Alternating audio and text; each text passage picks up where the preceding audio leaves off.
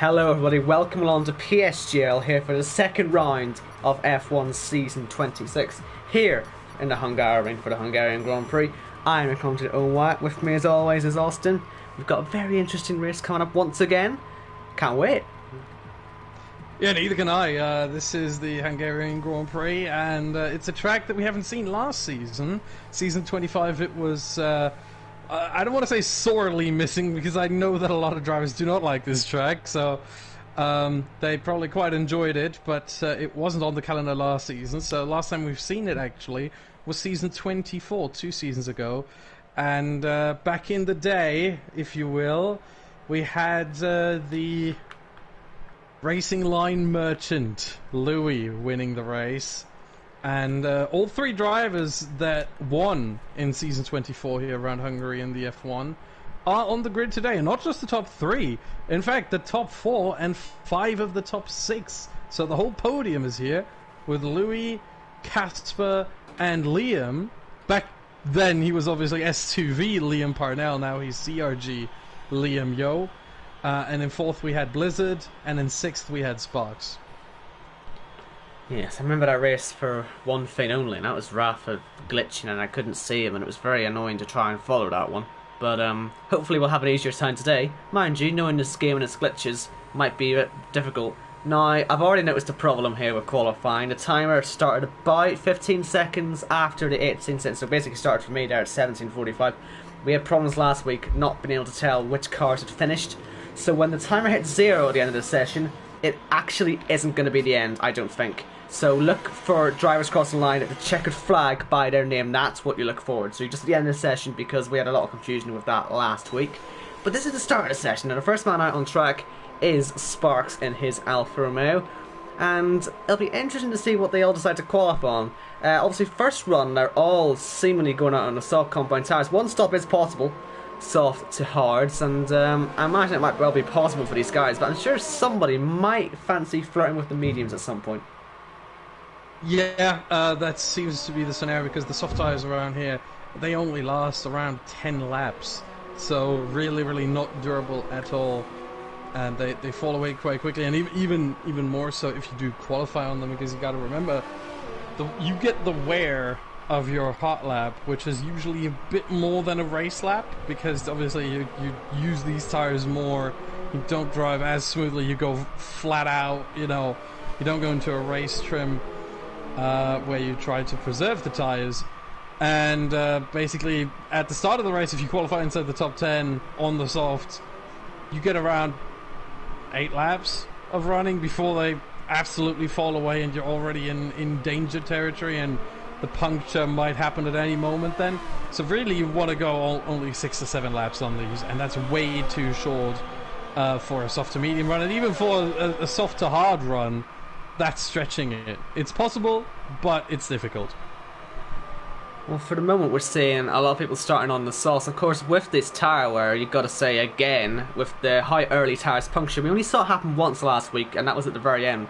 This time, we're hoping, actually, we don't get a safety car at the pit window, because we really want to see just how this works for these guys, because they might be a bit unsized on the tires still. That could persuade some on mediums, but at the minute, all on sauce. But then again, you wouldn't really play your card too early, would you, if you're going to go onto the mediums at this point? This will just be some cycle laps, I think, for these guys. And they've got to look out for track limits as well here. We know how strict they are on this game, and there's many points where these guys might consider just going a bit wide. Turn 4 is a popular one. We've got, I think, turn 10 as well tends to be a difficult one. Turn 11. Or turn 11, I should say. Sorry, yes, you've corrected me there. Turn 12 as well. Turn 12 too, yeah. I think we see that on old games, certainly, that's where you'd see most of the track limits being broken. But here, of course, we're being so strict, it is much more difficult for these guys. But the first lap for Sparks looks to be okay. It's going to be a 1 minute 13.1. We're expecting pole to be a lot quicker than that today, but as I say, these are very early laps, and potentially not even the tire these guys want to qualify on at the end of the day. And we've got a few laps that have gone free invalid. In fact, there's only 2 times that have actually stayed in the board right now, and now 3 as Danny goes up to P1 predictably. See how long he stays there. As we watch Prins come around the final corner. We've got 2 Renaults starting laps, line or stern. I wonder if they're going to try any slipstream. I know it's not very much allowed, but they can still try and get away with it. We've got Printers going second, now Gill going second. But like I say, I think we were saying, what, 12.4? Maybe even quicker. Some people really want to push the boat out at the end, so this is not their maximum pace just yet. Yeah, the fastest lap time on the leaderboards was set by Vasa Racer here in the Williams today with a 1 minute 12.2. Obviously, you can't always compare time trial to a qualifying like this. You know, the situation is a bit different. For one, you do get more grip in a session like this, where you have a qualifying and the track evolves, but at the same time, you have tire wear, which you don't have in time trial, and you have always to the very end full ERS deployment, the hot lap mode, which here you might actually run out. I've seen Sparks on his first lap. He actually coming ERS, so he did not have any push towards the line, and that may be the difference between him being in P4 now and maybe P2. There's Tactist across the line there in P9. So only 12 laps on the board so far, and we're saying the same old for a few of these guys. Again, Louis struggling with his invalidations, and again, it's just he's not adapting at all well to this no line at the moment, is he? He really has to get this under control. He had a dreadful race last time out in Austria, something we've never really seen from him before, and Hungary looks to already be going the same way. Yeah, and I feel like we have to give a shout out here to the wonderful Twitter account at Louis Line Off, which is only dedicated to telling Louis to turn off the line every day. It's only come into existence 6 days ago, mainly as a consequence of the race last Monday. And that's it's very interesting.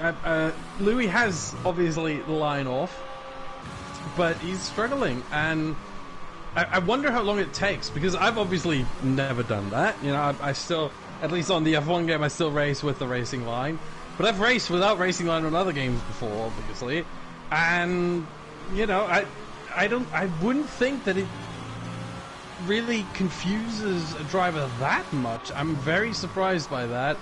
I hope Louis does find his footing, because as I said before, 2 seasons ago, season 24, right around this track here, it was Louis who won the race. It's always been one of his strong tracks as well. I don't think I've ever can remember a single commentary I've done on Louis here when he had his line on where he's not done relatively well. So it is a shame to see him going down this far, but I guess if you don't keep learning it this way, you'll never actually get good at it. So eventually this must come good for him, but it's a longer season than the last one. So he should have time to get back into it, but it will be very interesting to see how he develops. But for now, he is struggling quite a lot. Hello to all the chat, by the way. I can't see you're all here. Hope you're enjoying. Sorry we're a bit late, but it's good to see you've all turned up anyway. Subscribe and all that, notifications. We all need that and love that. So yes, help us out if you can, and share to all your friends, all your popular friends, who you can help us. Anyway, Jordan around the final corner. We followed him on board. Looked like an alright lap. He's been extended a few times, and I've seen that, I think, from Sparks as well. It was invalid, but the thing didn't show up on the map, and I'm not 100% sure why. Oh no, sorry. It was very delayed, and his lap going up. It was P12. 6/10 off, but that's outside the top 10. We're seeing again, like Austria, nice and close. But yeah, I've noticed on Casper's lap, actually, turn 12, he did extend it, and he did actually sort of get away with it as well. Interesting. Usually, one thing that I've heard from a lot of drivers, whether it's on the, you know, the sort of PSGL F1 level, the F2, F3, or even esports drivers, a lot of them were really happy with Codemasters this year regarding the straight corner cutting, meaning the track limits are now very consistent. So inside the white lines you're good, 2 wheels, 2 tires outside the white lines you're still good, all 4 outside the white lines bad, and that's when you get the track extension, corner cut, whatever it's called on the game. It has a couple different names. I don't know how that's decided in their code, but they probably know. Codemasters probably know how that distinction is being made. But it's very consistent, so I'm very surprised. Maybe could be that was a bit of lag, that maybe the car appeared in a different... Oh, wow, I'm looking at Fabi right now, and he completely slid through turn 12 and invalidated, even though he lost more time than he gained from that. But all four wheels off the track, the game doesn't forgive that. But yeah, it's very consistent, and maybe it's lag that, you know, the car appeared in a different spot for you as a spectator than where it really was. The only explanation I have. Yeah, it's a weird one. I'm noticing I was on board with Danny watching his lap there, and he did extend, and it didn't show up red on the map, but he did have it as a full-on invalid lap. So it's not maybe showing up there for some of these laps, which is annoying. And yes, the timings are completely glitched as well, which is really, really annoying, because it's very difficult to keep a track of this. Very, very difficult. And the tyres are lying to us, and I'm locked in certain positions. This spectator mode's having a messy time right now. And Louis on a 3-minute long lap here. It's impossible to tell what's going on here. I don't know if the lobby's about to crash or something, but if anything does go wrong, be ready. That's all I'm going to say, because this is going quite wrong. But I'll try and keep you up to date. It's quite difficult. While we try and figure out what's happening with who's on laps or who's not, Fast Racer, while you were talking there, had a spin at turn 5. Of course, the corner which, no matter how much you try, no matter how much this whole grid tries, someone inevitably is going to spin off there. And today it was Fast Racer. You touch that curb, it's a guaranteed spin, isn't it? Yeah, it really is. That curb is so high that it unsettles the car so much if you just so much as look at it, really. That's how I always like to describe it.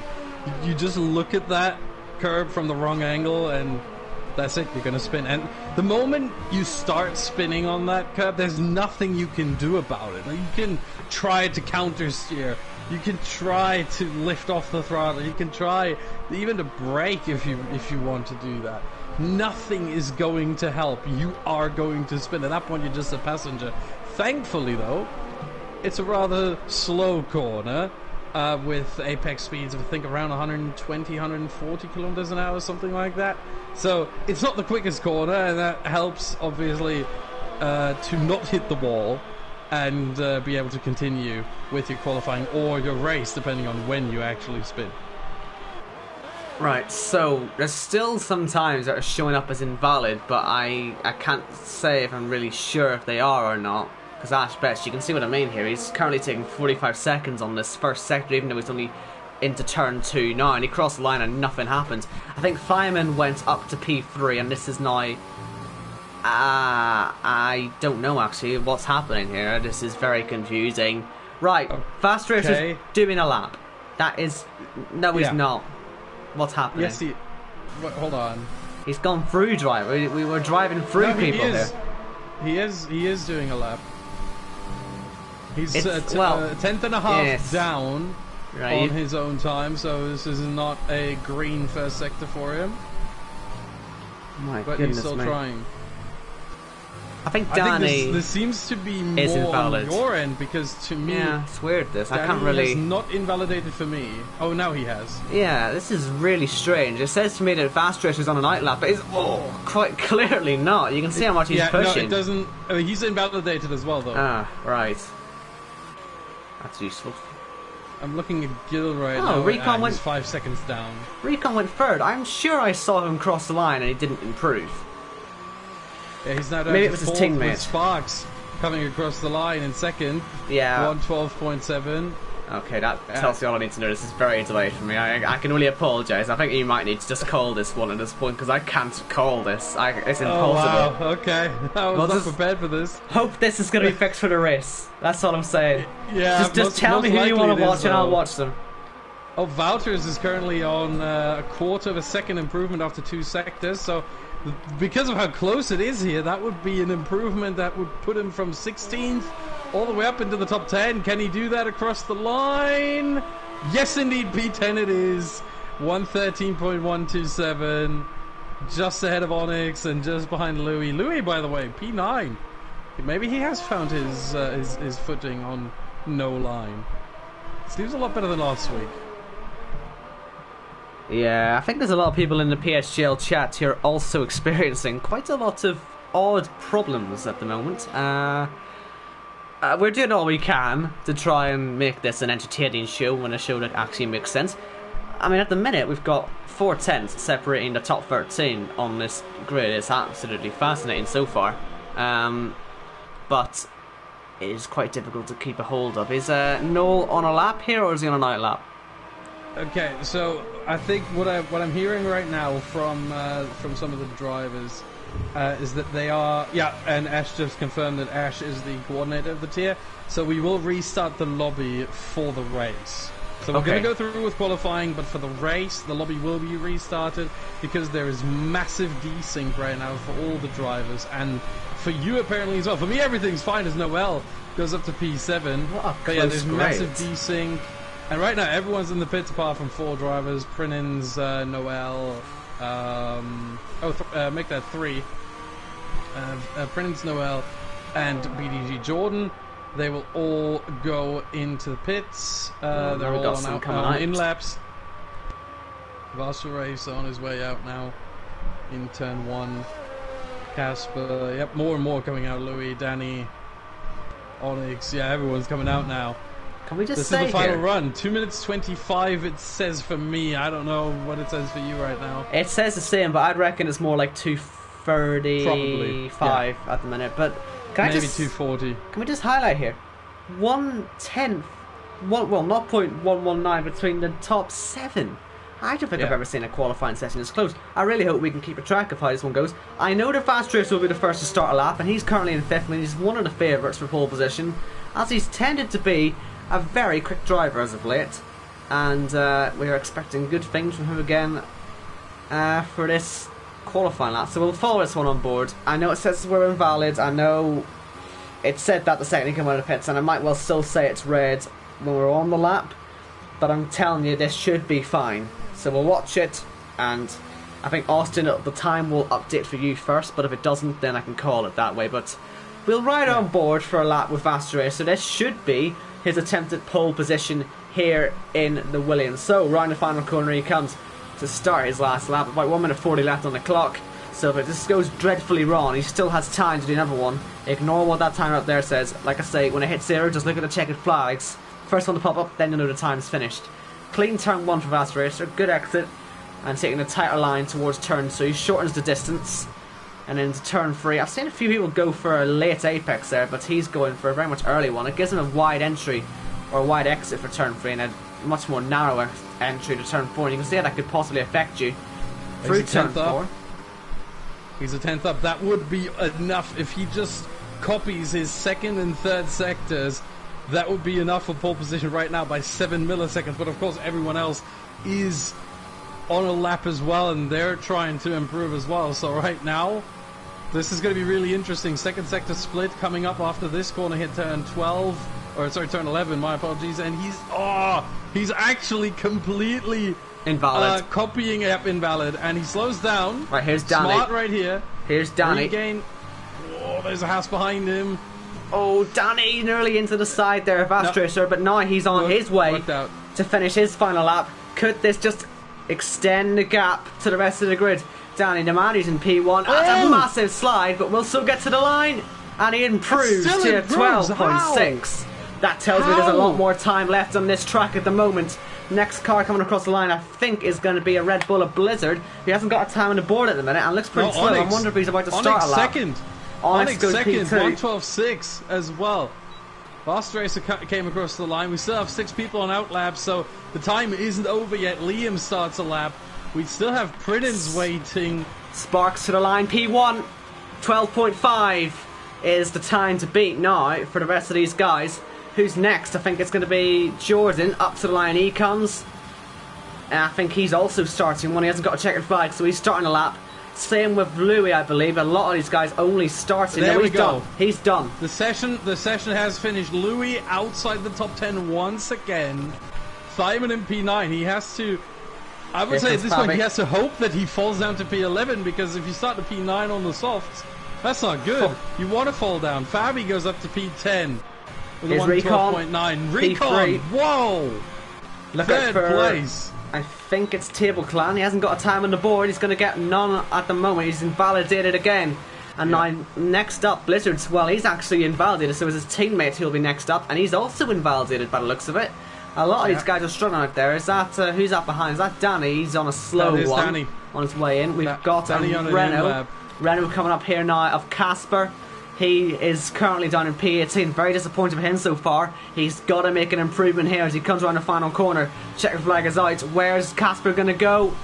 Only P14. Not a successful qualifying for him at the moment. And we're seeing Bautas Juice didn't improve. Up to P13. Gil, Jordan I comes think, across the line. invalidated. From P18 up to P13, pushes Valters down to 14. Blizzard is not going to set a lap time, it seems. Yeah, Blizzard's people done. by. So yeah, it's done now. Sparks is on an in-lap. Boston Race is has invalidated, and Blizzard is on a really slow lap. He's going back into the pit lane.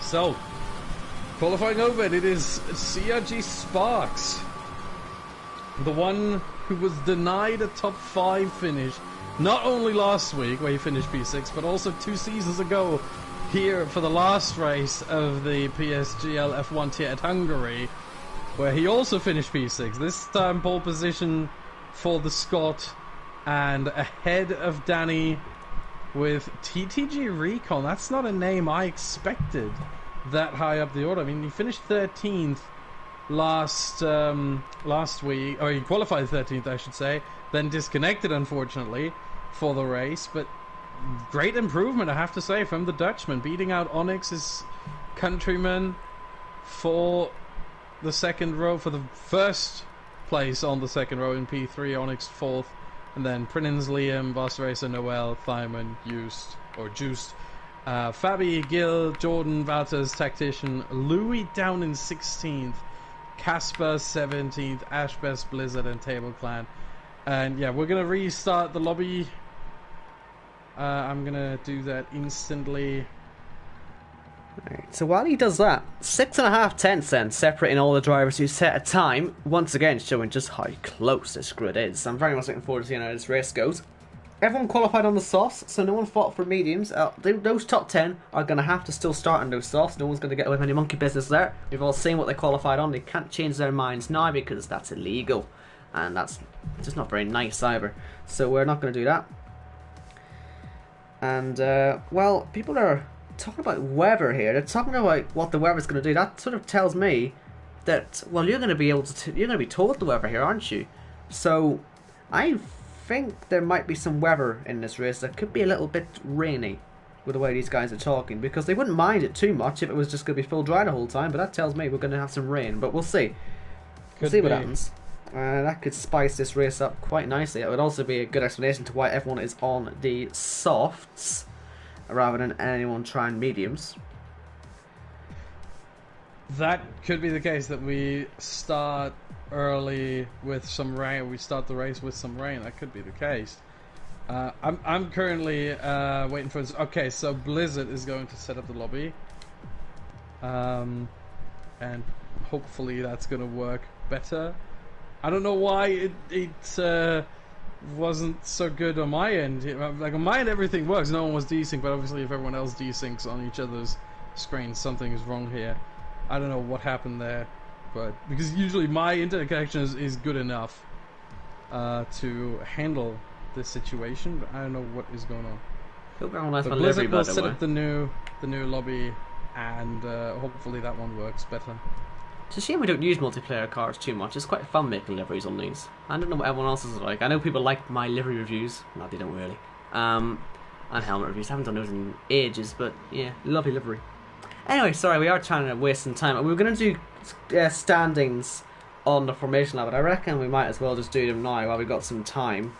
And we can talk about other things, I guess, in the formation lab. So, this is pretty much just the top 10 from the first race, because obviously they will be the top 10 in the championship. No one outside the top 10, or sorry, no one inside the top 10 got a fast lap, so it is just playing top 10 results. And they are Danny, Casper, Jordan, Thyman, Liam, Sparks, Fast Racer, Waters, Gil, and Tactician. The point system here is different to what it is in real F1 and most other leagues. It's pretty much the old point system, but with the top two getting a little bit more points. So 16, 12, 10, 8, 6, 5, 4, 3, 2, 1.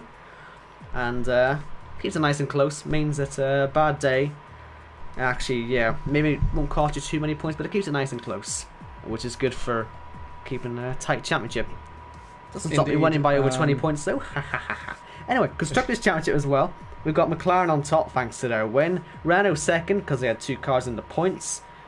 And I think they were the only team to do that, weren't they? Haas the only team on no points. But then it's Mercedes on third.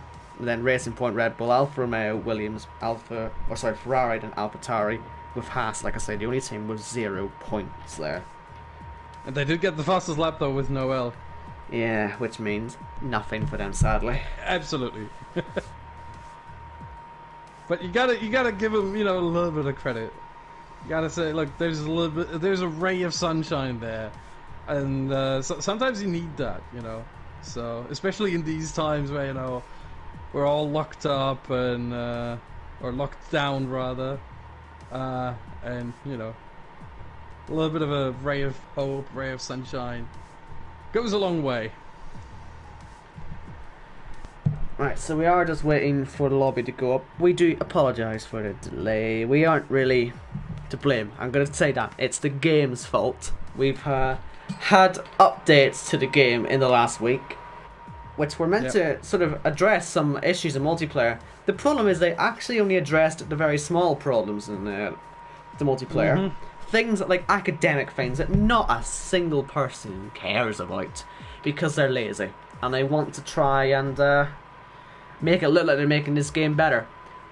Like, who in their right mind is so angry about your race number not being on your car that that's the one thing they change? Is anyone seriously missing that number on their car? I'm not. I don't think anyone really cares. Oh wow. Do you know? I've got a bit of an issue. I just joined that lobby, the new lobby that is up, and I can't see any of the driver names. Well, yeah. And I can't see your name either. It doesn't show up. It just says spectator. So well, that's something else they didn't fix, and that might well stick with you. We might have to work with this. I might have to do a lot of calling names. I'm going to leave and join again. But I was interested. That was a glitch in the beta. Do you want to know who reported that and it didn't get fixed? Yeah, you did. we all reported that and they didn't fix it because Codemasters don't fix their games. See, this is the problem. Thing. None of us are popular enough or even in a position to try and tell them because they'll always listen to the creators. This is really irritating thing. And the creators never tell them what's wrong with the game. I don't know if anyone can relate to this, but they don't listen to anyone. So these people seriously need to tell them. It's really annoying because they're ruining their game here on us. Here's the thing I can tell you regarding this glitch where all the names don't show up anymore.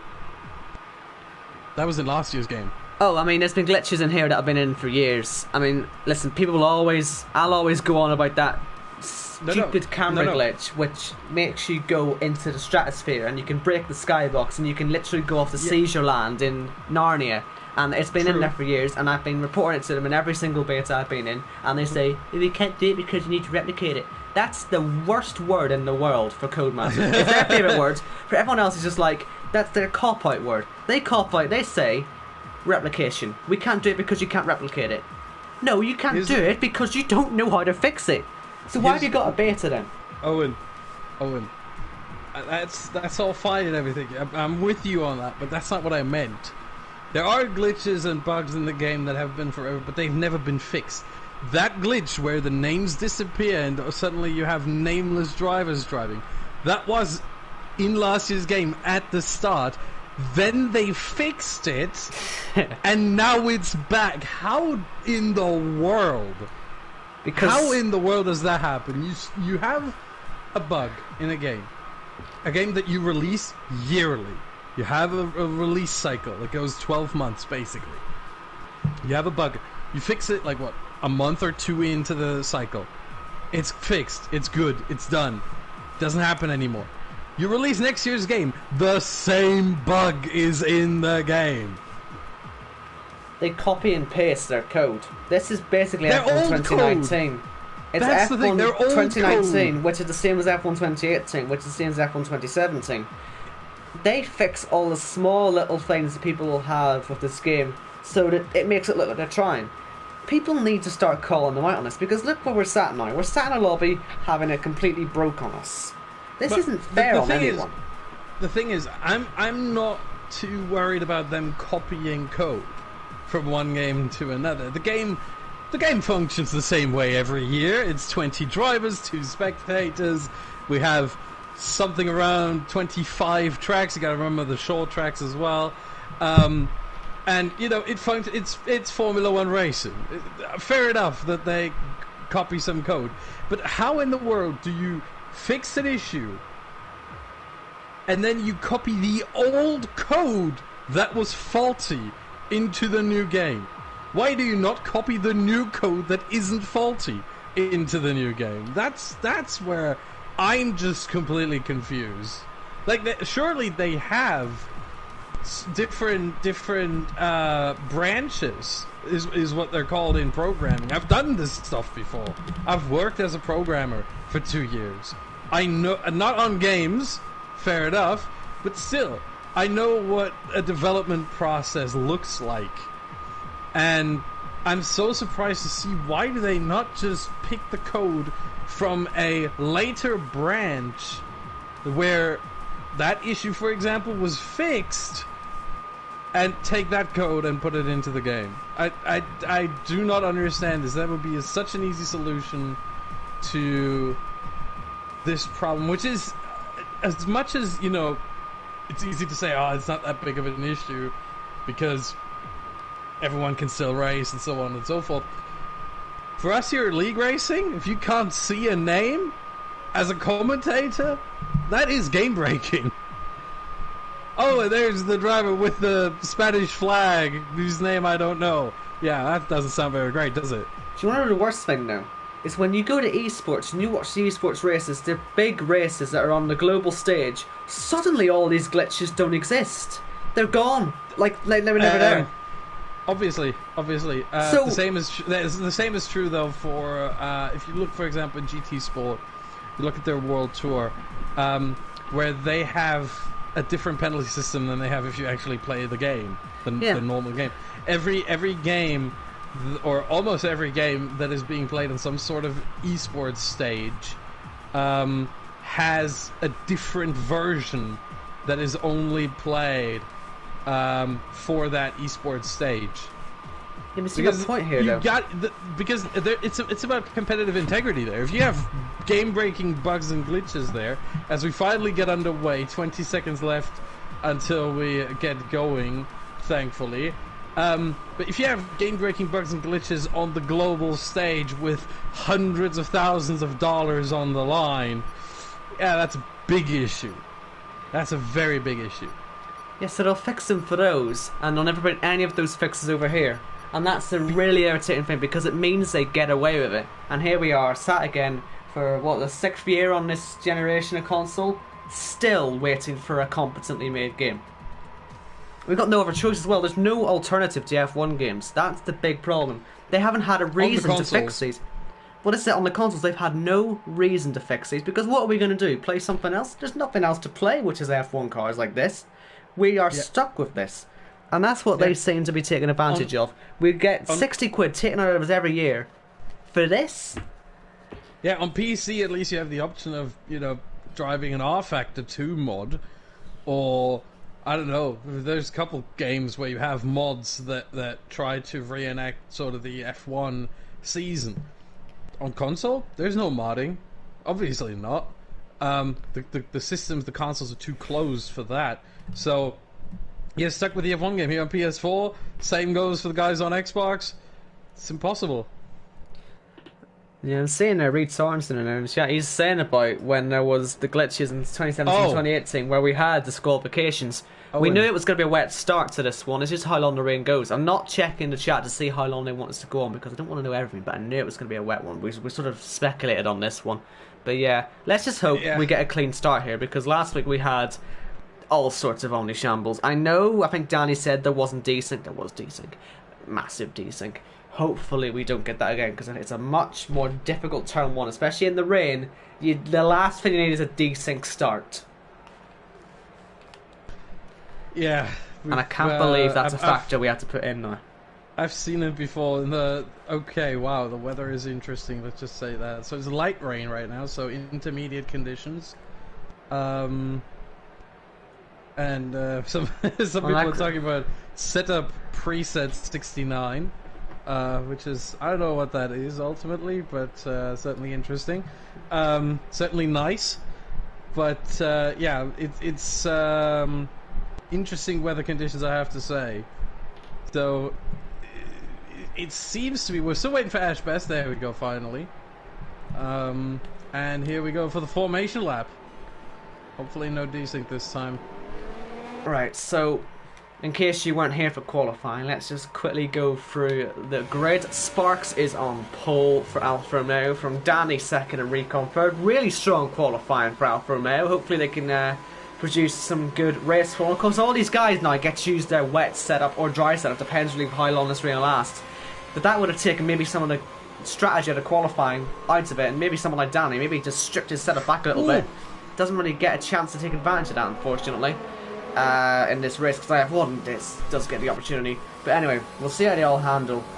Onyx is in fourth for Racing Point. Prin is in fifth for the Williams team. Then Liam and then Vast Racer. Noel, Feynman and Just in the top 10.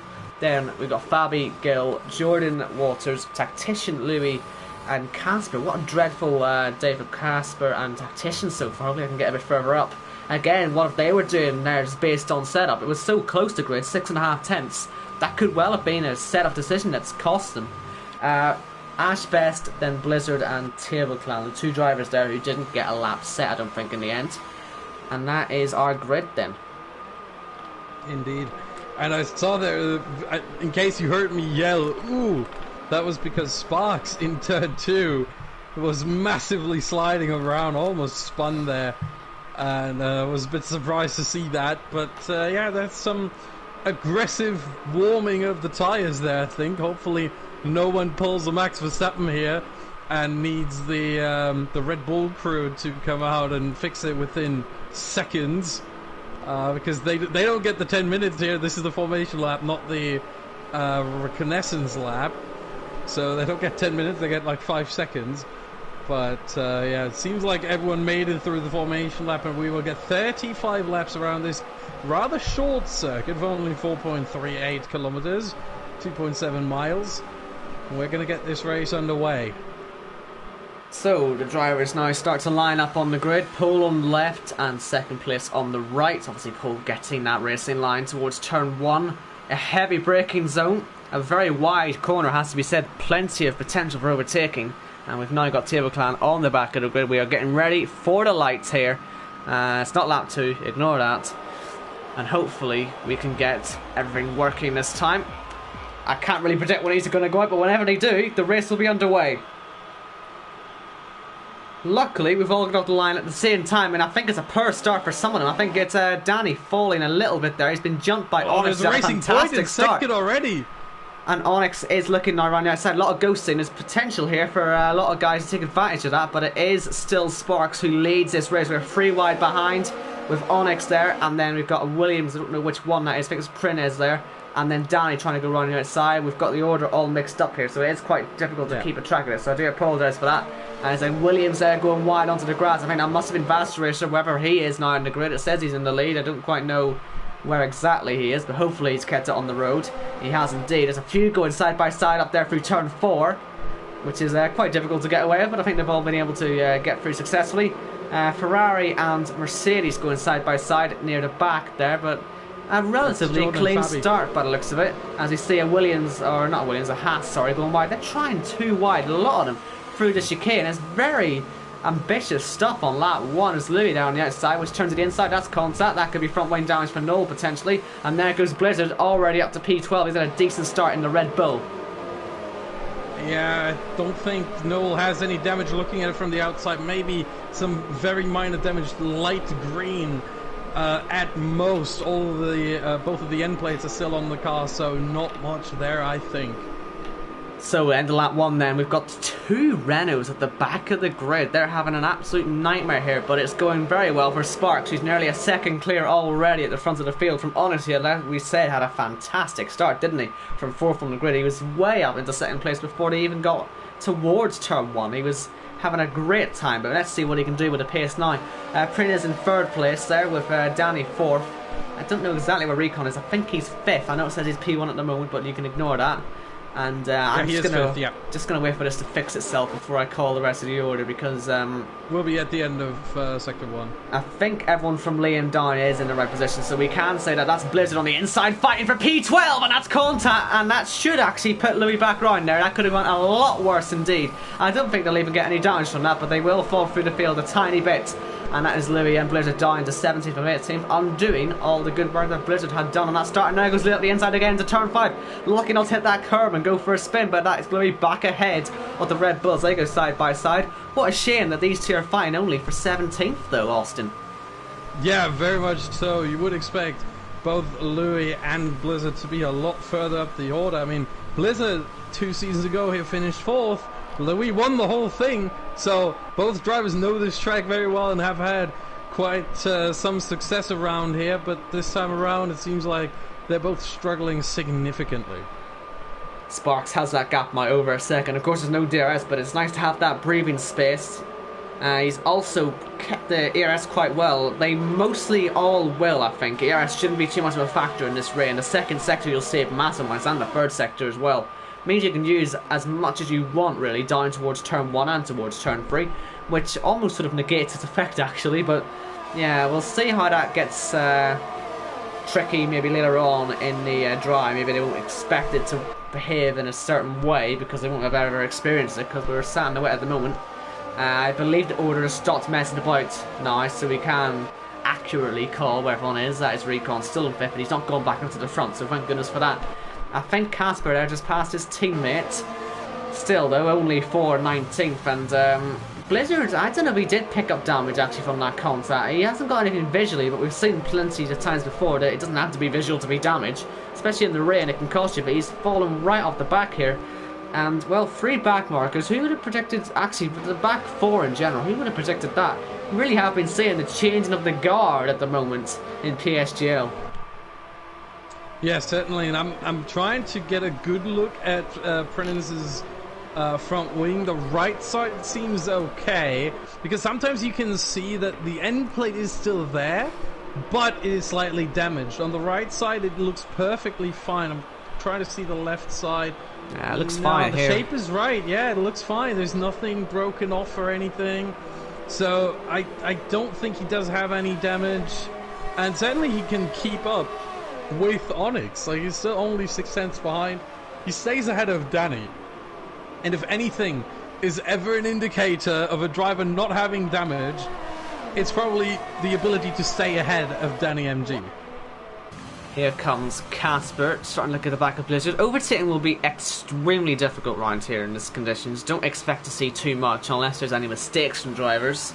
It's tending to be the way that the wet weather works, because it means you get no DRS. It means ERS is effectively useless. You're driving on your wits here, and in a track that's already pretty difficult to pass in the first place, you're gonna see quite a calmer affair, I'd imagine. We should keep all 20 in this one for at least a while. We'll have to wait until the rain stops, which it should do, to see how it all pans out for these guys. And really, the first question we'll have to ask when that rain stops, whenever that does happen, what tire will they go on to? Because it feels like the sauce won't really be a feature unless the rain stops quite late on. It'll be more either medium or hard for these guys. I'm sure someone might take a risk at some point, but it does feel like you won't be seeing the reds at any point. I don't think we're going to see the softs either. Usually the intermediates can only go around 22 laps anyway. They have sort of the same durability as the medium tire has, and you could go, if you were allowed to, medium to medium one stop around this track quite easily. Obviously you are not. You have to choose 2 different compounds, but if you were allowed to, it would be easy to do so. So I would very much expect, unless the rain stops very early, and by very early I mean... Well, it's spitting now, isn't it? It could stop soon, but the track dries quite... It takes a long time to dry, if I can remember correctly for this one. It does fluctuate a bit, but I didn't expect it to stop raining this early. It has now stopped, so it could well just be... This could even be a 2-stop from here. I don't know how hard it'd even go this far, because they blow up. They blow up at 60 to 70%. So 75 usually. Well, sort of point still stands. They can't push them as far as they used to be able to. This could be very interesting indeed, and that is Blizzard now down to last place, and the Renaults in general and Blizzard are 4 seconds clear as car. Onyx off the track. Onyx off the track. My goodness, just for a quick moment there, but he completely messed up that corner. And now Prince is all over the back of that racing point.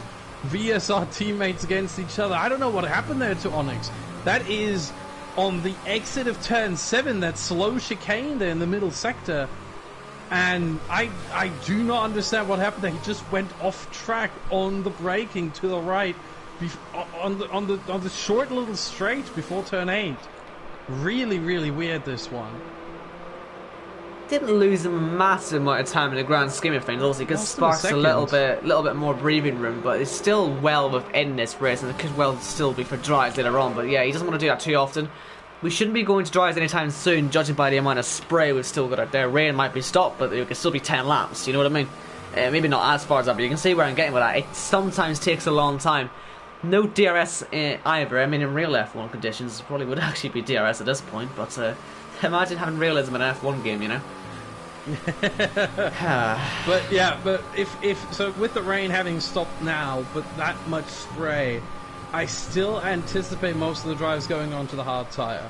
You got to remember the difference between that's wide. The Prentice is wide. Sorry to interrupt there. I don't know if that's his line there, but Danny thought about it and he's lost some time there, Prentice, to Onyx. But he's maybe that's his line for there. Maybe I was a bit wrong-footed about that one, but it didn't seem very natural, that. Yeah. Anyway, the difference between the medium and the hard tyre is only around 0.6 of a second. It's not that much per lap. But the mediums only last 22 laps. So if they do pit by lap 13, they could make it. But we're in lap 6 now. That's 7 laps difference. Meaning, if you were to pit right now for the hards, you would actually struggle because they lost 29 laps.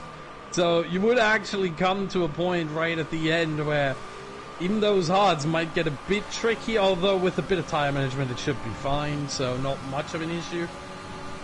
But I think, personally I would make the call to go on to hards now, and not onto mediums. Well, at the moment it's very much still inters, as I said. The spray is not really clearing at the moment at all for these guys, and yeah, it's just a waiting game.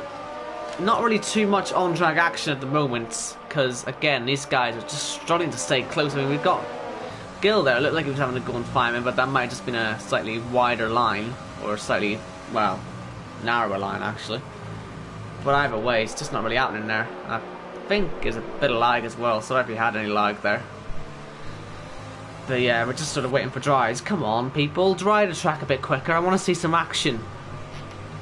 I'm going to tell you one thing, Owen. The worst thing that could happen is that we get the same thing we got last week, where we get a safety car right when everyone's supposed to pit. I'm not saying it's going to happen, but it's certainly a possibility. I hope it doesn't happen, because as much as safety cars tend to make things more interesting, last week we had the absolute worst case scenario with the safety car coming out right during the pit window. Hopefully we don't get this time, as Onyx goes massively wide, and there is Prinens on his inside, and Prinens up to P2. And that came out of nowhere. Is the second time now we've seen Onyx making a mistake. And this is the most difficult phase of the race, it has to be said. When you've got a drying track, much easier to be making mistakes. Especially when you move on to dries, you've got to make sure you do that at the right point, because the track is very slippery regardless of what tyre you're on now. And Blizzard, well, he's at the back by a long way. He's got to make some sort of a change, and I don't know what's happened with his ERS server. It's been stuck open or something. Does that look like he's used a bit... He's used way more than the rest of the grid there. Maybe I'm just saying things, but I don't know why he's using so much overtake and be that far behind. I don't know if something's going wrong there with him. It seems really odd that just everything that's happening with him at the minute, but because he's not meant to be this slow. Hards. He shouldn't be this slow. He's onto hard. We'll see what he does now, but yeah, look, he's straight back on the overtake again. I don't know what's happening there. No, that's actually there you go, DRS enabled. So now is the crossover point. Expect all the drivers to come in, but yeah, his ERS seems basically stuck on. Yeah, because this is effectively like DRS on the exits. This is what that'll feel like to him. And yeah, that might explain his problem. That might explain the pace. And if so, that is another game issue, I'd say, rather than him. what if, I'm just, entertaining a bit of, maybe call it a conspiracy theory, I don't know, but what if his button on his wheel broke and it no longer detects the input? That could be the case as well, so it doesn't have to be the game, it could be a technical issue on his end. We're going to have to ask him, and we'll keep you updated next week on what is going on. Two drivers not in the pits, Fabi and Louis. They didn't want to double stack with Wouters and Jordan, so they stay out for one more lap. Risky stuff that, as Sparks is back out, Prinins. Danny's has made Onyx. it. Yeah, has made it past Onyx there. Liam in net 5th right now, Recon in 6th. So Recon lost the position there as well. And Gil, Balster Race of Wouters, Noel, Jordan. Interesting to see where Fabi and Louis are going to be spat out, basically. I would expect maybe even behind Tactician, maybe ahead of Tactician, but can't be ahead of Table Clan, I think. Yeah, look, it's Blizzard's on 0 ERS now. What this means as well is that not only is he a nightmare to drive in the corners, it's also giving him no power. Because when it's this low, you're running on half power eventually, and then no power from the ERS compared to everyone else. So this affects him dreadfully every single corner, every single straight of this track.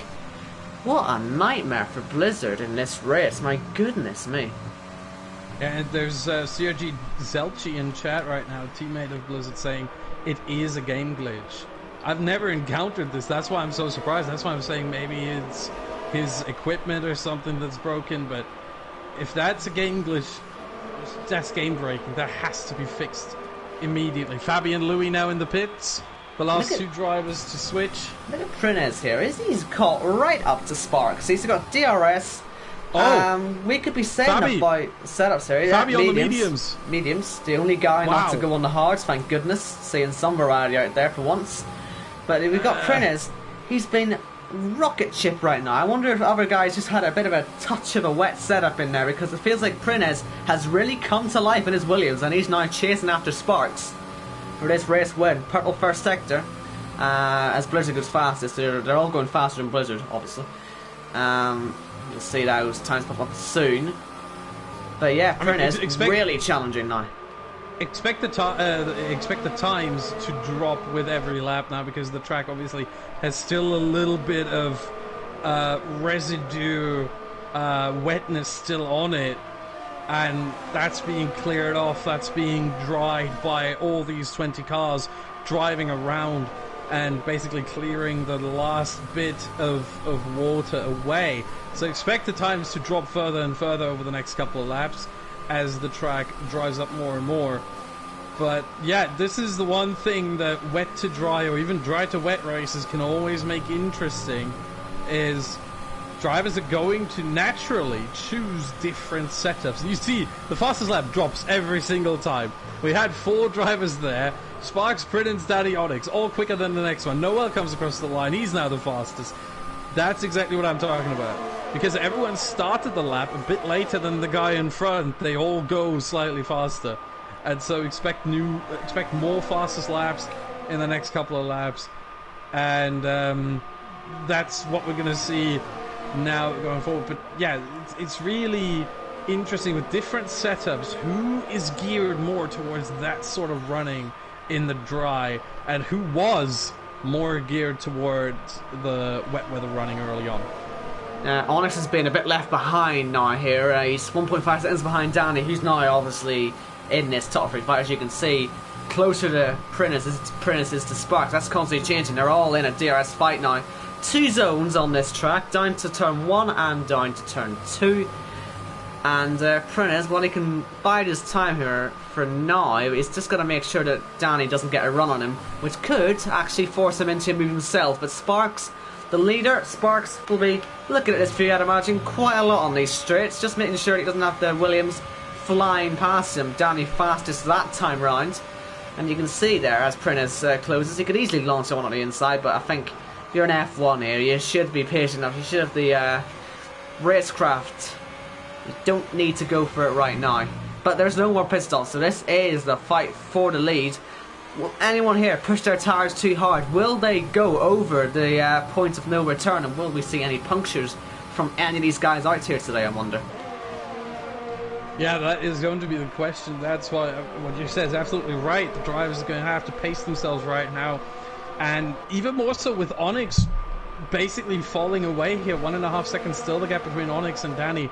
The one thing you want to do if you're the top three right now is you want to get away from Onyx. The less people you have in the main group, in the front group, the less people are going to fight over the win, and the better your chance of winning the race. So right now it's a 1 in 3 chance for Sparks, Prinens and Danny. Obviously it's a little bit different if you're the guy in front. You have a bit of a higher chance maybe because you can defend, and overtakes aren't just with the snap of a finger. But generally a 1/3 chance for all these drivers. If they start to battle and they let Onyx catch up, and maybe even worse, they let Liam, Recon, Gil and Vossere, so that group, catch up as well. It's only 5.8 seconds away. Then the probability wouldn't be 1 in 3. It would be 1 in 4 with Onyx, or 1 in 8 with that whole group up to Vossere. So lap 13 and a 35, a long way to go here in Hungary. Do not miss this. This should be very interesting indeed. We see Louis there making an overtake. That's, I think, the first DRS move we've seen in a while, or not the very first one today, but up to 17th only. As Blizzard is still struggling, he is still struggling. I think I see someone in the chat say go to neutral. Maybe that could fix Blizzard's issue. Apparently this is being caused by hitting the overtake on the formation lap. I think that I've seen that a few times with people, but I didn't realize it would stick like this the whole race. Really, like I say, nothing much you can do about that. I don't know if he has a stream on or someone's feeding him information, but someone tell him to go into neutral at one of the slow corners. Maybe that could fix it for him, but either way, he needs a safety car at the very least to get him back into this. He's half a lap behind leaders now. It was off for a second there. It was off for a split second and it's back on. Yeah, it's back on, like, unfortunately, I don't know what he can do. Sun is coming out now. Track should be becoming a lot quicker as a result of that. Spark sets his fastest lap of the race, so they are still improving. Haven't seen a fastest lap in general on this run round, but they're certainly pushing it out there. They have to. Reminder, this freeway fight all gonna have to be cleanly done, because these tyres could be a risk later on, and I don't think there's any penalties either, so they're all gonna make sure they deal with this on track, which is exactly what you want to see, of course. Yeah, let me quickly check to make sure that that's actually the case. For Sparks, no penalties. For Prinens, 2 warnings, but not get a penalty. For Danny, a warning. And for Onyx, 2 warnings. Ash Best there and finally we're having a good fight there through turn 2. Ash Best coming out on top there, and that's a big slide for Feynman, struggling for grip on those hard compound tyres at the moment. He's now going to have Fabio on the mediums, challenging him for P13. And we'll see how that one goes, because obviously Fabi might find himself doing another stop. He's probably the only one we know will certainly be pushing the tyres right to the very edge if he doesn't pit. But we will see what he does there. Onyx now getting there. Was he in that DRS zone? He was certainly close. He wasn't there this lap, but he surely will be soon. As Primus has a real go here on Sparks, getting very close towards turn 1. Has a wee look on the inside, just shows Sparks he's there, doesn't want him to know he's safe. Certainly keeping him under loads of pressure. He'd love Sparks to make a mistake, doesn't want him to have this overtake be too difficult, but just about your timing with these. We've got some fighting into turn 1. Noel ahead of Walters, and Fabi getting himself up ahead of Feynman. He's got to use those tyres while they've got some grip, and he's doing so at the moment. Yeah, and one thing to remember as well, since we were talking about the DRS, it's only one detection point here for both DRS zones, and that is just before the final corner of turn 14. So one detection point for both DRS zones, which makes it easier for drivers to just launch one up the inside of turn 1. They get a good run out of the final corner, use the DRS, use overtake mode, go past, and then use the DRS to defend into turn 2. Because even if you pull off a move into turn 1, you will still have the DRS even though you're the guy ahead. Look at the problem that Sparks has right now. He is in massive trouble with ARS. I don't know what Prentice would know about that. You can't really ask Jeff about that, can you? But nope. He'd notice it on the straights, I'm sure. If he went into overtake, he'd notice how quickly he'd start to close in. I mean, you can see it's massive closing speed. And that is a massive advantage here.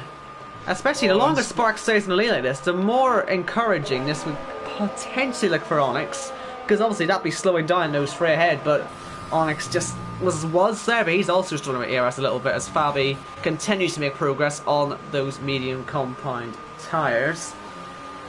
Up to P12 now, chasing after Jordan next in the Mercedes. What a turnaround for Mercedes and Renault again. They're just nowhere near as good as they were last week, which is a real shame. Yeah, it really is. As Raycon gets himself a 3-second time penalty, he's still in a battle over P5 with Liam, Gill and Vasseray, so they're currently sitting in P6. So that's going to hurt his chances of getting a good result, but right now certainly looks on for some points here. But yeah, I gotta say, I would love to see a safety car right about now. It would really close this up, wouldn't it? And do you know what I'd like to see? I'd like to see a safety car, maybe not right now, but a bit later on, see how these guys race on softs. I want to see I want to see that finale, because they'd really have to, interesting. They'd really have to tactically use those. They might still yet do that. Someone might still yet take that risk, because these tires, these hards, will be rubbish at the end. Here comes Prins again, getting closer and closer every lap. Doesn't want to expose himself too much here to Danny by faking any moves. As he gets a great run out of turn 1, and Sparks goes defensive on the inside line. Prin is trying to go all the way around the outside of turn 2, should give him the run for turn 3, but Sparks is having none of that. No room left by the Alfa Romeo driver. Very brave stuff that could easily have ended in contact, but up again towards turn 4. Sparks is on the inside, and Prin wants to go for the cutback. No way through there. Got to be careful about Danny, who's right on this now. Onyx will be liking this too, because he'll be able to close up, and Sparks has a big slide on the exit. Had to correct that before he went off the track, but now they're starting to get their elbows out. Yeah, I gotta say, for Sparks, that was a fantastic defensive move. He had every right to completely shut the door in Pritton's face, and he did on the exit of turn 2 there. Absolutely fair play. Prittons was not alongside, did not have any right to that corner, and Sparks says goodbye. You shall not pass. Onyx is right in this now. He will get some DRS probably for the rest of the race, you'd imagine, as long as he can hold on, especially if we get more of this fighting. Sparks and Prins are getting a bit closer on the ERS. It now feels like Danny's the bigger threat, unless Prins can get a move done quickly, because his ERS is now starting to get low as well. As we head down to turn 1, Prins nowhere near as close to a move this time. Will it be Danny potentially pulling the trigger on towards turn 2? Not really close up on the exit, but certainly now he is the one with the advantage of the ERS. Well, the issue for Danny really is that even though he does have an ERS advantage over Prins is still at a point where he has around 35% right now at the start of this lap, and it will be probably a bit better once he makes it out of Sector 2 and into the final sector, where Danny can't really do much, because Prins will still have the DRS of Sparks. He will have enough ERS to defend, and Danny is really stuck in a situation where he cannot attack. The only resolution to this that I see is that Prins makes a move on Sparks, and then maybe Danny, with the slipstream of both, makes it 3 wide. But other than that, Danny is really in the most unfortunate position here. Well, to be fair, Onyx is probably in the most unfortunate position, but out of the top 3, it's Danny, because the guy in front has DRS, and he would have to overtake 2 cars to somehow make any sort of move, because Prins is going to be able to defend by any means necessary and have the DRS, have the ERS, use overtake, everything, throw the kitchen sink at it just for good measure, and no way through really for Danny unless Prins makes a mistake. As you can see how close they're all getting towards turn 2. I'm sure Sparks just has no opportunity to save this DRS, because the second he tries to do that, he'll be overtaken. He's in such a difficult position right now.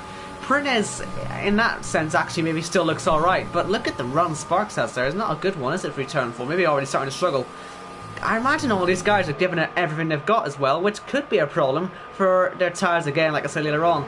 I don't know if Onyx has been pushing as hard as these guys, but he could still feature at the end of this one, just through the lack of pushing, you know, to try and pass. Yeah, meanwhile, I'm having a bit of a look at the gaps to the other cars that are not in the top 4. And I can tell you right now that Liam, over the last couple of laps, has gained 1.2 seconds onto this group. So Liam is trying to get back into this one with the whole group behind him, with Recon, with Gil, Vassarace and Noel, Valters. Everyone's in DRS range of each other. Maybe Recon's falling out of it right now, and I think he has indeed. But this could get very interesting here. Liam now breaking away from that group, trying to make the jump to the top 4. 4 seconds the gap between Sparks Liam and has Onyx. a slide there. Could have put an opportunity, but not quite. Especially when Sparks is doing that type of thing. That is exactly what Liam wants because, well, I mean, look for yourself. That's how close the top 4 are.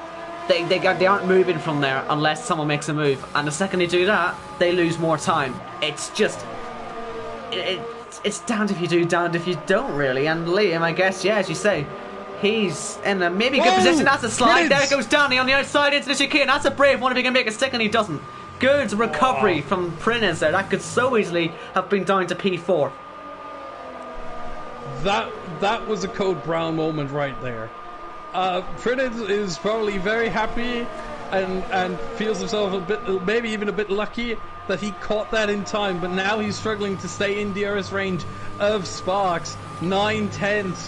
1 second is the magic number there. As long as there's a 0 before the comma, before the decimal point, that's when he'll get it, and he just did. 0.968. That's about as close as you can cut it.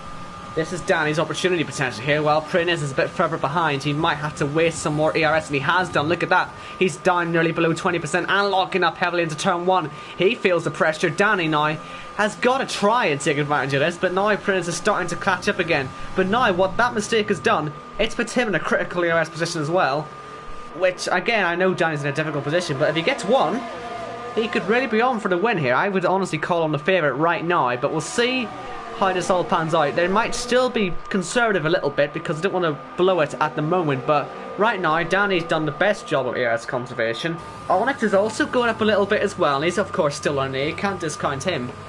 But this is just getting more and more interesting the more we watch it, and Liam now 3.3 seconds behind. That's getting closer still. Yeah, this is what we love to see, sort of a race of a bit of attrition there regarding the tyres mostly. But it's really, really interesting. It was the perfect time for the rain to stop.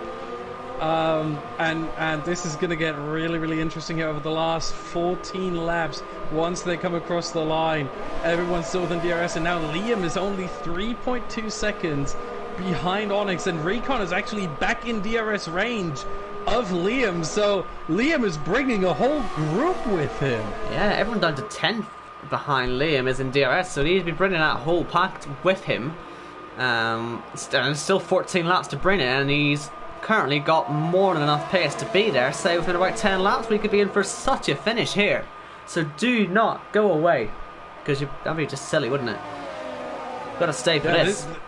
This race seemed to be really dull. We start on intermediates, we go on to the hards, everyone makes it to the finish.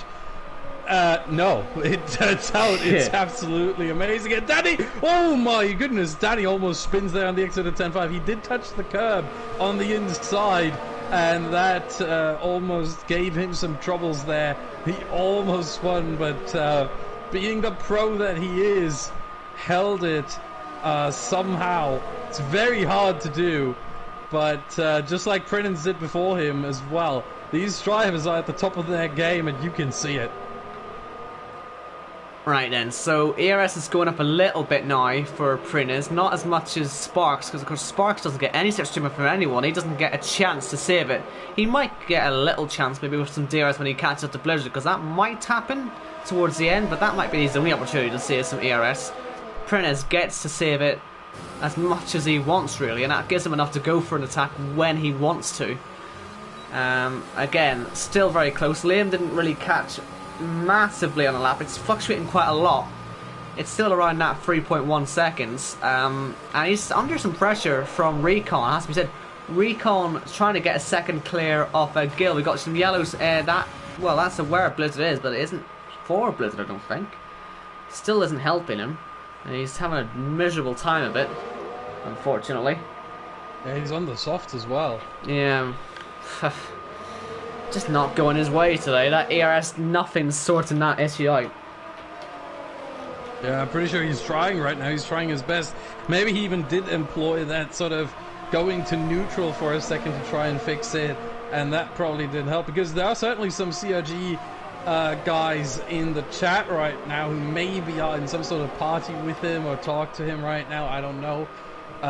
could tell him this information that maybe the neutral or going to neutral for a sec might fix this, but I'm pretty sure he's tried it by now. If there is someone who can tell him, and if so, that didn't fix it. So yeah, he seems to really have an absolutely used Danny's going for it on the inside there for P2. He had a good run as contact, and he's going to save that, but he's down to P4 now. He's got a lot of work to do, and that's going to help Liam catch right up to him to try and get in his DRS. And look at it, 1.9 seconds, and he'll have that whole group down to 10th now, or down to 9th it should be. Walter's just fallen outside of it, but now Liam's had a fantastic lifeline given to him, and he surely will take it eventually. Look at this, we're going to have such a massive train at the end of this race, Austin. Yeah, and I'm trying to get a glimpse of Danny's front wing on the left side to see if he does have at least some minor damage, and it's light green, but I can't see it. The camera is too far away. My eyes are not good enough. It looks okay to me. I already wear glasses, and it doesn't help, so I can't really catch it. Whether there is at least some sort of damage, it could very well be. But even if it is, it's only light green damage, it's very minor damage, and he's probably going to continue with it. I would be surprised if he goes into the pit lane. But there might just be, I can't tell. It could very well be. I wish I could choose different camera angles. He's fine, I think. No, I think he does have some minor damage. There's a bit of the end plate broken off, but it's not much. So again, very minor damage at... no, actually it is fine. You're right. A little bit of a... See, that's why I'm wearing glasses, and they still don't work. Right, and so... Wow. Gap goes out a little bit to Liam, because Liam has no DRS. But one more of those types of moves, and Liam would be into that DRS zone. And that sort of shows how much a little mistake that can cost you in the grand scheme of things. Danny and I with a mountain of work to do. And again, that little slide, it was only a slide in the end, half spin. It still doesn't help the tyres though, does it? When you're trying to protect them to get to the end of the race, because they've all pitted really sort of a lap or two earlier than I reckon they probably wanted to in this race for the hards. So yeah, really not needed. I reckon Danny's tyre temperatures right after that on the rears were really high up, and he had to basically take sort of a half a lap, 3/4 of a lap to get them back into a working window. Especially the rear tyres are the ones that light up the most in these situations. The front you can get under control quite easily. Just, you know, you work your steering a little bit less, and you know you're smoothing it out a little bit.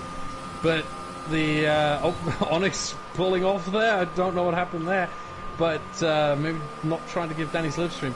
But yeah, the rear tires, I'm pretty sure Danny struggled a little bit to get them back into range, but they should be now.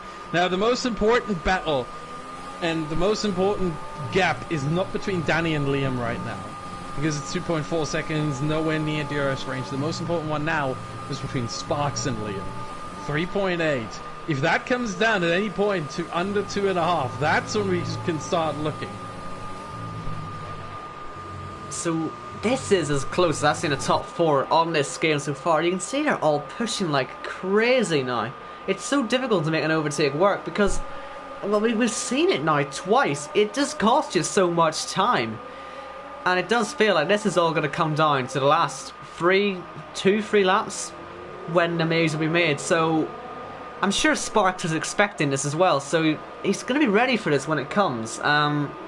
Looks like Fabi, by the way, his tyres seem alright at the minute. He's obviously done 15 on those mediums there, the sort of first tyre you'd expect to start to go. It'd be good to see when that happens, because it give us a wee indication of what happens with these ones. But all I can go so far on the tyres. Yeah, there's a fantastic old saying: you come at the king, you better not miss. Right now, everyone who's tried to overtake has missed. And in the case of Danny, he even lost positions from it instead of gaining them. But for Prinens, I think he's played it well so far. He tried to move on Sparks, he tried to overtake him. It wasn't there. Onyx gets a bit of a slide there through turn 4. And yeah, stays ahead of Danny, but it's getting close between those two as well. Prinens playing it smart. You want to be the guy in second right now. You want to be the guy in second, because look at Sparks' ERS. He's still incredibly low. He has to use it all. Prinens is looking a bit better, probably enough to at some point make an overtake happen and get that lead off of Sparks, and Sparks will have nothing to fight back. This is it. We've got Prentice is better than Sparks, Onyx is better than Prentice, and then Danny's better than all of them on the ERS front. So you can imagine when one move happens, it's very easy to get that onto your fight. And that's a big slide for Sparks at the last corner. Seems to be under control though. I don't think there's going to be a move from Prentice anytime soon on that. Danny might fancy move on Onyx here though. He's getting very close down towards turn 1. Danny inside again. He's going for that move again. This time Onyx has seen him coming. Bit of contact on the exit. They're locking wheels, and that has kept Onyx ahead there. But the side by side and the overtaking line will go to Danny here. Will he be able to throw that one right around the outside where Onyx will push him out of the way? He will. And there Danny has to back off again, and that's going to help Liam to catch that gap up a little bit more now. Still just a 2 seconds, but this is now starting to get quite tasty because we've got Prentice only the 2 tenths behind, and then Onyx a little bit of breathing room. Prentice could maybe afford just a little look, but still not a massive chance to pass. I'm going to tell you what, Onyx was a lot nicer there than Sparks was earlier on Prentice in the same corner. Onyx did leave Danny actually just enough space, but he also did get the better run through turn 2 because the inside is just so much better that Onyx actually stayed ahead. But he did leave him just enough space on the outside there. So I gotta say, Onyx could have shut the door and decided not to and still stayed ahead. So fair play to him. Lap 29 now. Here comes Prentice again. He's on the overtake. Is he going to go for the move this time round? Down towards turn 1. Sparks defends to the inside line. Prentice is on the outside line. We're seeing this contact again at turn 1. Wheel binding and then side pod touching it as well. Sparks again with the elbows out. Prentice no way through yet, and he's going to have to sit behind just a few laps longer. Yeah, it doesn't happen just yet. I understand why Prentice wants to speed this whole process up now. He feels how vulnerable Sparks is in front. He feels how much faster he could go if he wasn't in that dirty air. And he wants to make the move happen, but it just wasn't there this time. He's going to have to recoup and then try again next time. Well, he's also got he's pretty much the same ERS now as Sparks. That could be a real problem for him at the end of this race. Danny had to use a lot there trying to get by Onyx as well. He's pretty much equal with him too. But he really is climbing all over the back of the Racing Points gearbox. Will he be thinking about maybe an unorthodox move at some point? Because turn 1, we're seeing 3 moves down into there and none of them have worked yet. Yeah, it's amazing to see. Meanwhile, I'm looking at penalties and right now the top Oh, that's contact 4. there. Danny's pushing Onyx and there's another bit of contact. Onyx all over the road. Danny's surely going to have a chance to go through. And surely Onyx will be nearly as kind this time into turn 1, having seen what Danny did to him before. And moving on to braking there, Onyx had to move very reactionary. Luckily Danny didn't go down the inside or else that would have been an airplane crash. But it's still a very good exit for the McLaren driver. On the overtake, he's given it everything round the outside of turn 2. For the podium position, the challenge leader has to back it off again. He's gone too wide. Yeah, meanwhile, no penalties among these top 4, and look at Liam. He's catching up to this group. This is more than 4 people in this one. This is Liam, this is Recon. Maybe Gil and Vaster Racer can even catch up, and Noel in P9 also in DRS range. This could be a 9-way fight for the lead and the win of this race. Casper there gets a penalty, just showing how bad his day's going, but you're definitely right here. Liam is going to be in DRS very shortly, you could imagine, because what's happened now, the top 4 have pretty much all got next to no ERS there, and what that means is that Liam, who was always struggling because he had no DRS, can catch a little more easily now. And he's going to be there, he's surely going to be there by the end of this thing. Look at this for the lead of a race. Who's going to win this one? It really is still all in the balance, I have to be said. But round last corner, once again, 5 to go here in Hungary. Prentice just not close. Danny looked to have a bit of a slide there, did he? Yeah, massive slide in fact. Just went a little bit too wide on the exit of the final corner there. And did well to keep the car under control, but also lost a lot of time there. But yeah, Liam is getting closer and closer. And I just looked through the top 9. Only Recon and Noel with penalties. Everyone else without any so far. So really 7 drivers who are all capable of getting whatever result they want to achieve inside the top 7. And it will be very, very interesting to see who finishes where ultimately. What moves do we get to see here in the last 4 laps and a bit? I don't think I've ever seen a tier so close in my entire time commentating. This really is the peak of league racing on PS4. We've got the top 9 all very close to being within DRS of the leader. We literally only need to see Liam get in there and we'll have that whole top 9. Danny has just got a penalty. Championship leader really struggling, but that's surely going to force some moves now. He's got to get a move on.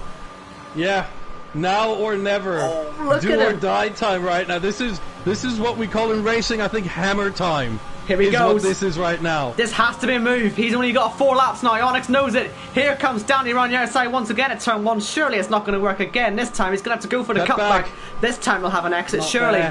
He's using what overtake he's got left. Will he force it on the inside? There's no way through. Good defending from Onyx. That's a big amount of contact. And that's a massive slide for Onyx as well. Liam will be into this now. That's front wing damage for Danny. A penalty too. Onyx no longer in DRS. And the top 2 now have got free reign to fight for this on their own. Yeah, that gap has completely opened up now. It's Prinins v Sparks for the win here. And Danny and Onyx, my goodness, Danny now having to struggle to the line, has that penalty and has front wing damage and massive damage as well. He's going to get no points. It could very well happen. I mean, Jordan in P11 is only... Then again, Recon has more penalties than Danny has. So as long as Danny stays ahead of Recon and stays ahead of Noel, because Noel also has 3 seconds just like Danny, then it'll be fine. Onyx just about going to be out of the DRS. I think he had briefly got back into it, but he just hasn't got the ERS to fight. Prinnis has a tiny little bit, but Sparks, you know, is starting to pull away now.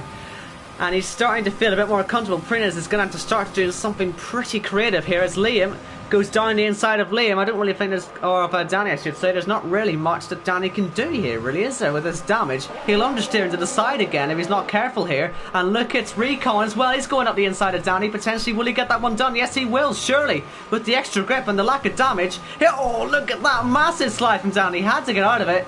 And he has done. He's down to 6th now. Gills all over the back of him. The championship leader is falling way down the grid at the moment. And look at Prinez. He's getting this gap right down now. And he, again, still has more opportunities to save ERS than Sparks. He could still do this. It's a slim chance, it has to be said. We've seen how difficult it is to pass on here. But surely, given the opportunity, he'll give it a go. I mean, he has to. There is no way you can sit behind and be like, you know what, I'll take P2. I don't care. No, you have to go for the win. If you are a racer, Louis retires First in retirement. turn 7, turn 8. Oh, that's on the inside. How did that happen? That is a weird spot. But anyway, Prinins now doesn't get the late apex. He takes an early apex, loses time there on the exit, and he will not be able to attack into turn 1. However, or is he? Well, he's getting close here. He might surprise Sparks here. Well, that shows he still has so much extra straight line speed. He still, again, gets a chance to save ERS here. We got yellows again, and Gale there's gone past Danny, and that's Recon with a big slide as well. Danny, again, he's got nothing to fight with there, and he has to back it off. Sparks went semi-defensive, overshot the corner a little bit, and Prinins was like, you know what, maybe I could try and send one up the inside in the middle of the corner. Wasn't there ultimately. Prinins backed out of that one, but I'm going to predict right now Prinins is going to try it here into turn 1. He needs to get that late apex through the final corner. There's no other way to do it. Late apex through the final corner and then hope that he gets enough overspeed round the outside of turn 1 and make the move stick into turn 2, where he would then have the inside. That's the only way really to do it here. Otherwise, Sparks is going to go away with this one. We have one more lap to go once they come across the line. You can't count odds out of this as well. If these two start fighting very hard, the top 3 are the only ones I reckon really who have a chance here. Prinez is going to have to get the best exit out of this last corner he's ever had if he wants to have a go at this into turn 1. He might still dive it anyway, crossing the line to start the final lap of this Hungarian Grand Prix. An enthralling race, but Prinez is just not close enough. He's going to have to get creative at some point on this lap. There's no way through into turn 1. We've still got Danny finding a way. He's lost out now to Fast Racer and to Noel. He's absolutely screwed here at the moment, as Fast Racer has a big slide himself, and that's contact between himself and Noel. That could help Danny there. It could just give him a chance to get in the points right now, but it's just not looking good with that penalty and the damage. He might finish 11th on track. We'll see what that does with white penalties, but he's struggling so much. Oh, here goes There goes Vouchers on the outside into turn 4. That's a brave one with a guy with front wing damage, and that's going to be contact, surely. Waters ahead, and Jordan not trying to get away through yet, but he'll surely be through by the end of this lap, and indeed he's been let through in the end. Yeah, Danny lets Jordan through. Back up to Prines and Sparks and Onyx. Onyx not really close enough, nor is Prines. I think Sparks might get away with this one. It's a race. It didn't look like he's going to win, but at the moment, he's looking all good. He's looking sweet into this final sector. He's had to withhold loads of pressure behind. He's had to hold these guys back the whole time. If Danny didn't have that accident, who knows what would have happened, but it's Sparks who's led this one from start to finish. He's going to come around the final corner to win a stunning Hungarian Grand Prix. Alfa Romeo on top. What a victory. Prines in second place, Onyx third. There's going to be Liam in fourth with Recon with penalties. He'll fall down. Gills in fifth place. Fast Racers in sixth place. Vouchers 9th to 7th. Danny in 8th now. Recon 9th. Noel 10th. Jordan 11th. Feynman in 13th now. We've got Ash in 11th. And now Fabian 11th. He got those tires 25 laps on the mediums. What could that have meant for the rest, I wonder? He got there on mediums. I wonder if the rest will maybe regret not doing that decision. Feynman said 14th there, Tactician 15th, Casper 16th, Table Clan 17th, Juiced 18th, and they'll be a long way behind. What a shame for Blizzard there in 19th place. Only retirement was Louis with just 3 laps to go, but what an incredible race that was. Yeah, absolutely. I'm speechless. The game giving the Driver of the Day award there to IGK Gill. Started in P12, finishing in P5. Certainly a very good drive from the Frenchman there. But, man, I gotta say, Sparks, starting on pole position, bringing it home all the way. What a drive from the Scotsman there. And joining him on the podium, Prinens, the German, and Onyx, the Dutchman. Tell you what, I'm looking forward to talking to these 3 on the podium. It'll be very interesting to see how they handle this end to the race. We'll confirm the order first, and after that I will get invites. Hopefully it'll be easier to get them in than it was last week, but do stick around, people. We will be talking to the top 3 at the end of these results. So, Sparks wins the race from Prines, Onyx, Liam Gill, Fast Racer Vultures, Danny, Recon, Noel, Fabi, Ash Best, Jordan, Feynman, Tactician, Casper, Table Clan, Juice, Blizzard, and then Louis, the only retirement. Right then, let me quickly try and get these people invited. You won't be able to hear Austin during this, so you're just stuck with me now, unfortunately, for a moment. So it's gonna be Sparks first. I should have him on my friends list anyway. I think I do. That's good news. Then we've got VSR teammates up there. They'll be happy with that one. Prines and Onyx. See, oh, I don't know if I've got Prines as a friend on here. Hold on a minute. I do. I even have him as a close friend. Incredible.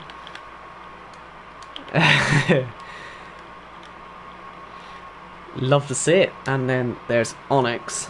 I think it was Prines and Onyx both had run-ins with Danny, didn't they? I wonder what they'll think about that. I'm very interested to see what they're going to think.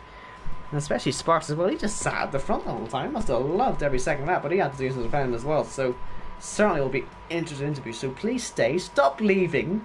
You want to hear what these drivers have to say, folks. Yeah. Can they hear me? Oh yeah, they can hear you. Good. Make sure to hit the like button, guys. Oh yes, that bit too. Always appreciated. Yeah. And if you haven't subscribed to the channel yet, make sure you do as well. Yeah, subscribing is very important because we need viewers. We got plenty of viewers. Thank you all for turning up, by the way, to the stream. It's always appreciated. But we have now got our race winner in here, CRG Sparks. You must have enjoyed that one a lot. Yeah, I did. My heart was in my mouth for the last 20 laps. So, yeah, it was an enjoy and a hate moment. So you didn't have massive amounts to do in terms of fighting, but there were a few times where Prines tried to pass you. It was good defending, but what was that like to try and defend?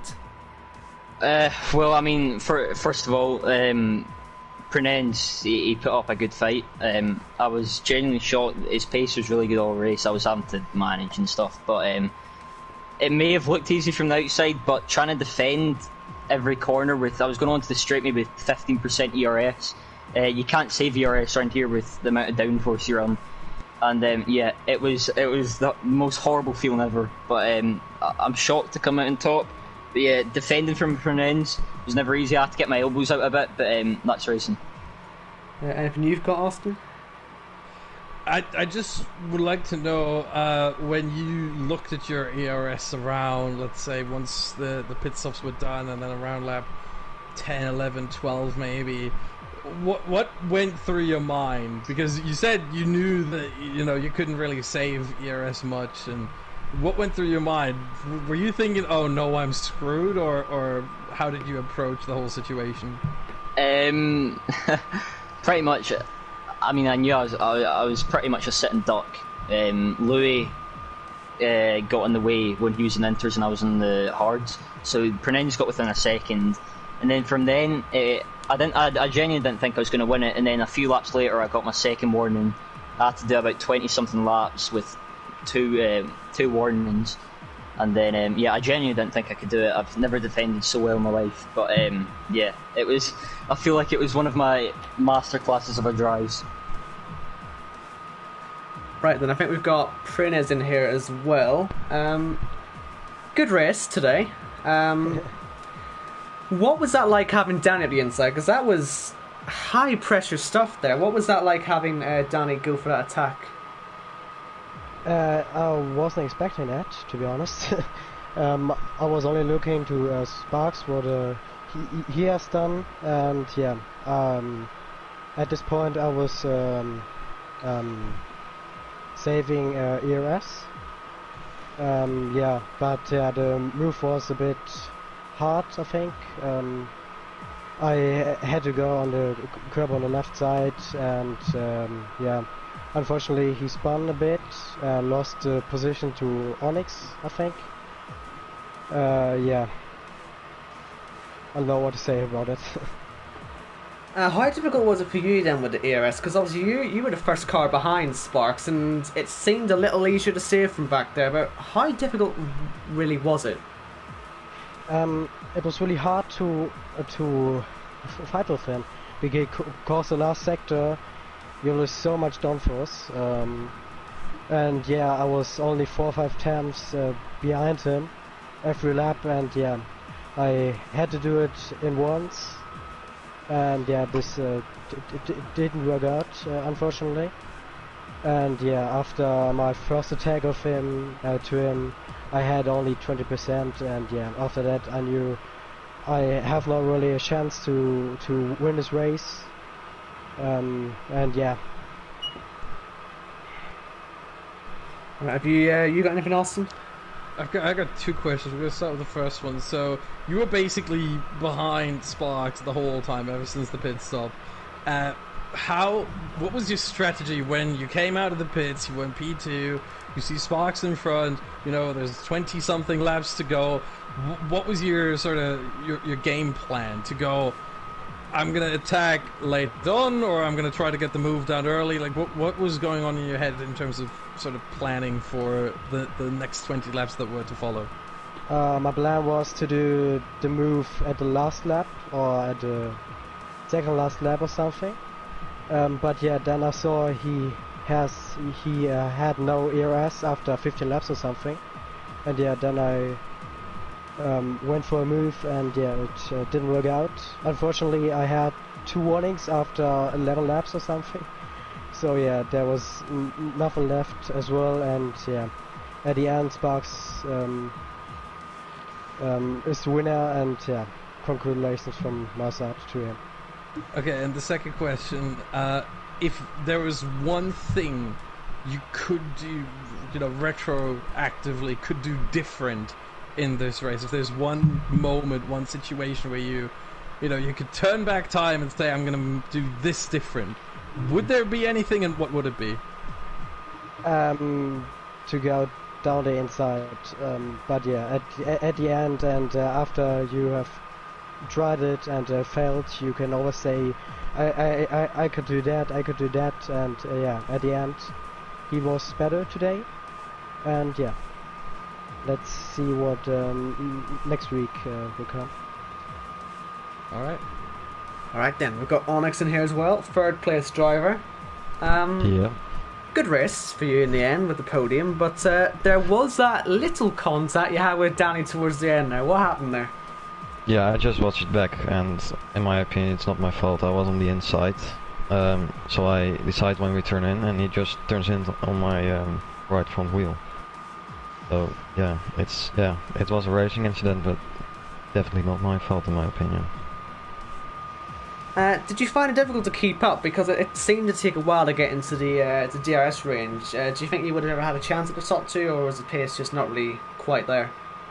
I had a mega start. I was in P2 from the start on. Yeah, I struggled a bit in the wet conditions. I made some mistakes, and I got held in the pit, so I was P4 out of the DRS. So I had to push a lot with my ERS.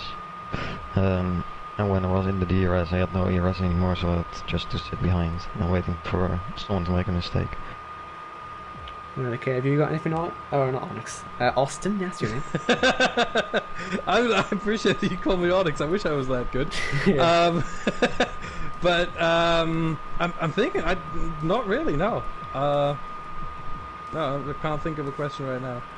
Alright, okay, I've got a question for all three of you. We'll start with Sparks first. You can answer it in order. But did anyone consider doing mediums hard? Because I saw that Fabi was actually able to go to the end on the mediums. Does anyone think that was a better choice, or was you happy with the hards? So we'll start with Sparks on that one. I think the hards are genuinely a good race tyre. They don't overheat and they can go consistent, quicker laps or longer.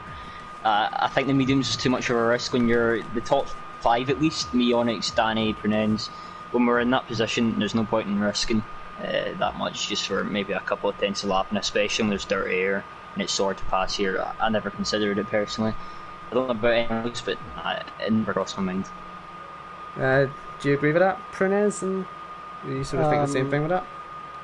Yeah, it was a bit risky, I think. I've never tried to medium. I only had one race practice, and yeah, decided on soft hard. And I knew the hards are really good for the race, and yeah, it was no option for me to risk something like to go on a medium. Is it the same for you as well, Alex? Yeah, I haven't practiced anything on the medium, so hard was the choice. And I think the mediums wouldn't have made it, because I was struggling at the end of the hards already. So. Right, okay.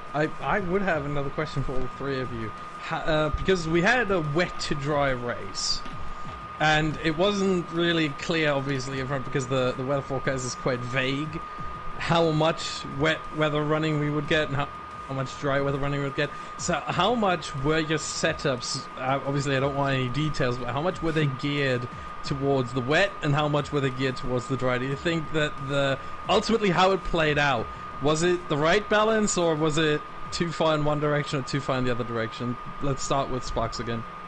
Again, at Hungary, you're running so much downforce, there's really no need to tweak the setup in quality or anything. And I was already running quite a balance / understeer setup, which is the opposite of usually what I go for. And yeah, no, it was probably one of the best setups I've used in the wet, and I felt really comfortable. So nah, I don't think when you've got that much downforce at tracks like Monaco, Hungary, Singapore, there's really no need in changing the setup at all. Okay, Prudence, would you agree with that? My setup was completely dry, so yeah. Okay. I don't know how to set a car in wet, so yeah. Okay, well, that makes it a bit easier. Yeah. Okay, and Onyx? Yeah, my setup was completely dry as well. Wow. Nothing Okay. changed. Alright then, well, congratulations to the three of you. Thank you for talking just there. And thank you all to the viewers as well for watching. Hope you all enjoyed that. It was a fantastic race. We'll be back next week for the F1 tier, 24th of August for the British Grand Prix, round 3 of the season. Bren's looking forward to that one. I have a feeling Austin might not, but we'll try and convince him. We'll You're convince very him. right about that. We'll convince him eventually. It's fine. But thank you all. Never. Thank you all very much for watching. Like, subscribe, share, notifications on. It helps us all out. Means you don't miss the races. And yeah, enjoy the rest of your week. Safe travel, everybody. And of course, stay safe. See you.